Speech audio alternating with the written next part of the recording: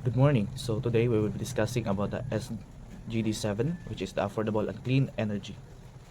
So as we all know that energy is a bloodline of our modern society because it empowers the economic growth, empowers the industrial technologies, and especially it lights up our homes, our schools, our hospitals, and even our vehicles. So in today's world, it is kaya grabe na jud kayo tong reliant to the electricity. It's because from cooking pa lang mag-reliant ata sa atong sa atong electricity, and even more bisan unsa na lang gamit na nato electricity. And even ganay ka na sa mga laki kana mga shaver na mga electric and even toothbrush reliant na gyapon sa electricity. So with that, we all know nga unsa na ka-important ang electricity, but unfortunately dili tanan na ay access directly to electricity, and especially sa Philippines, especially sa kanang mga liblib mga area, they don't have electricity. So with that, the United Nations has nag-form sila of SGD to battle up the inequalities about the electricity, and it is the SGD7 that it talks about it aims to ensure that the affordable, reliable, sustainable, and modern energy for all by 2030. So it is very vital in our human development, in our but it powers our homes, kay it's because our homes is most kinahanglan gid electricity para mostly sa atong magamit na gid kay tagamit na electricity, and schools para sa atong pag-eskwela kay bisan sa atong bisan sa atong mga powerpoints that murag apil ang school gid reliant na kay nagkuan man siya sa engage man siya kayo og technology.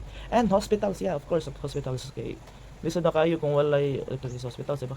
And transportation mga yun na, diba, EV nakaratong mga transportation, and bisan pag main ka nga pwede man ta maging magamit og katong mga diesel fuel mga but nagyapon binay battery, so kinahanglan gyapon siya og electricity.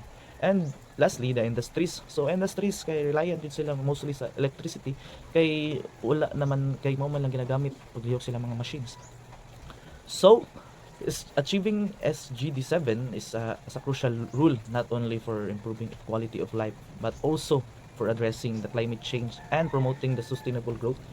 It's because SGD7 not only talks about affordable but also a clean energy. It talks about the mga solar panel, mga power plant, mga renewable, and can dili siya makadaot sa environment. So let me also discuss about the effects of affordable and clean energy. So first of the effects are the economic growth. So access to reliable electricity supports business, creates jobs, and improves productivity. Yeah, it's because electricity, mo na kitong gingon sa introduction nga grabe kay ang reliant sa businesses sa electricity. So with that, if daghan ta og business nga mahatag because of electricity, natay sakto nga affordable and clean energy with so electricity, maka-create ta og more jobs. It's because maka-provide man ta og mga other businesses, and of also nako kayo katabang sa productivity sa mga businesses ang electricity. So the second effect is the education and safety. So schools use technology naman jud, and hospital to run saving equipment and consistent power supply. So with that, si kan makabantay na sad gid mo no nga ang our hospitals and schools gid reliant gyud na sila sa electricity.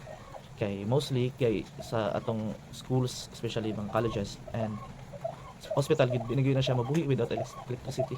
Life support pa lang daan sa mga tao electricity. And mostly gid sa mga technological naman ta dili gid ta pareha sa una. So yeah. So the third one is the environment. So shifting to renewable source such as solar, wind, hydro reduces greenhouse gas emission. So why not nganong nakasigot of coal? It's because si coal kay naa man siya mga fly ash, nagyapon siya effect to the environment. And as you might know, daghan pa jud gagamit og coal. It's because kulang pa gid kayo ang atong renewable resources sa ato ang renewable kanang electrical resources sa atong country. That's why nagamit gyapon ta og coal. And lastly, for the effects, social equality. Affordable clean energy empowers marginalized communities, especially women, children, by reducing reliance to firewood and unsafe fuels. So if that ma-apply na gyud ni ang SDG 7, especially sa atong mga bukid-bukid ni areas. So dili na gyud kinahanglan sa atong mga bata bitaw nga mga pagkakahoy sa mga kuan kay para lang para lang na sila isugnod inana kay mo man nay isa sa mga kuan mga dagko og kana bitong accidents sa mga inana nga. So at least para sa silang balay, at least nga safe ra sila. So with that we know all the effects. So we will now discussing about the process and the more about our report, and that will be reported by my colleagues. So thank you very much. Energy is the backbone of modern life. It powers our schools, hospitals, homes, and industries. But not everyone has equal access to it. Millions of people still live without electricity and depend on unsafe fuels. That's why SDG 7, or the Affordable Clean Energy, was created to ensure that everyone can enjoy reliable, sustainable, and clean energy for a better future. Now let's move on to the cause of SDG 7. Energy is equals to life and development. Energy powers hospitals, schools, businesses, transportations, and homes. Without it, communities can't function or grow. The next is the 675 million people that lack electricity. This means that millions live in total darkness at night. Children can study after sunset, and healthcare centers cannot operate properly. Unsafe fuels. So, fuels such as wood, charcoal, and kerosene. Many families rely on these or for cooking and lighting, which cause indoor or air pollution, health problems, and environmental damage. Next is the fossil fuels. Climate change plus pollution. Most of our global energy still comes from coal, oil, and gas. These, which release greenhouse gases, driving global warming and extreme weather. The next one is the goal. So the goal is the access, renewables, and efficiency. So SDG 7 ensures everyone has affordable, reliable, sustainable, and modern energy by promoting renewable sources and energy-saving solutions. Now let's move on to the challenges in achieving SDG 7. The first one is weak infrastructure or rural gaps. Many remote areas don't have electricity grids, making it costly and difficult to connect them. The second one is dependence on fossil fuel. Countries still rely heavily on coal and oil because they are cheaper in the short term, slowing the transition to renewables.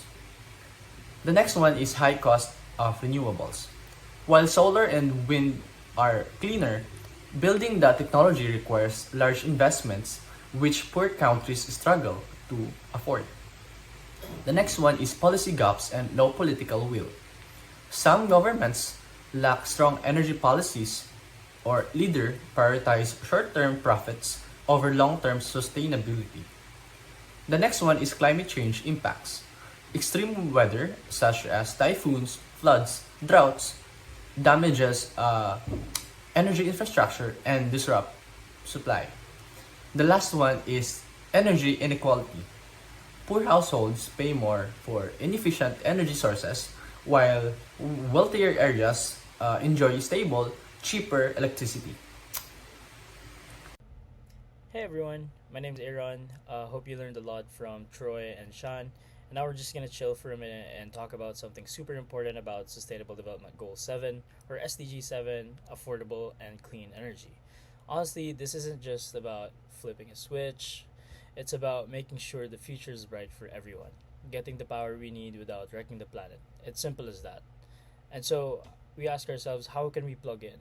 What's the lowdown? How do we actually make this goal happen? The good news is you can start small and still make a big dent. At home, you can be an energy saver. Just get into the habit of turning off the lights when you leave a room and unplugging chargers for your devices. You can level up your gear when you need a new fridge or AC. look for the Energy Star ratings. On the neighborhood level, of course, local projects are going to be the real MVP. Talk about solar panels in our schools, in our barangays, as well as the streets that we pass by every day. With the big guys, especially the government people, we definitely need to invest big in renewables such as solar, wind, and hydro. Definitely no excuses. A lot of government agencies will be offering incentives to make clean energy cheap and easy for us and for business in the future. So definitely we need to utilize that, as we will have stricter rules to phase out the old dirty fossil fuels. But right now, since we're, as mentioned, reliant on coal, then let's just do it one by one or step by step rather. And of course, globally speaking, we gotta cooperate. Energy and climate are worldwide problems. So let's share the tech and tackle this together. Learn about what our Southeast Asian neighbors are doing, and of course, see if it's implementable for the Philippines. So, what's life like without SDG 7? Time for a little reality check and picture what happens if we totally drop the ball on SDG 7. It's kind of scary actually. Energy poverty locks people down. Vaccines spoil, for example, because fridges go out. The gap just gets bigger. People with cash can buy the expensive, often polluting energy, while billions get totally left blind. Inequality gets way worse because of the lack of political will to change it. Mother Nature gets hammered. We'd have more smog choked skies, filthy water, and climate crisis that would just run wild. Everything else just stalls. Think of SDG 7 as the fuel, basically. And how can we hit good health if the power is out, if the fuel is out? How can we get quality education without light? And how can we smash poverty without energy for jobs, without clean power? All the other goals basically just lose their engine. So, here's the deal about SDG 7. It's the ultimate power up for humanity. It's not just an idea that you can just like say, oh, nice SDG. It's essential. Let's all commit today to helping power a future that's brighter, cleaner, and totally fair for everyone. Thanks for listening.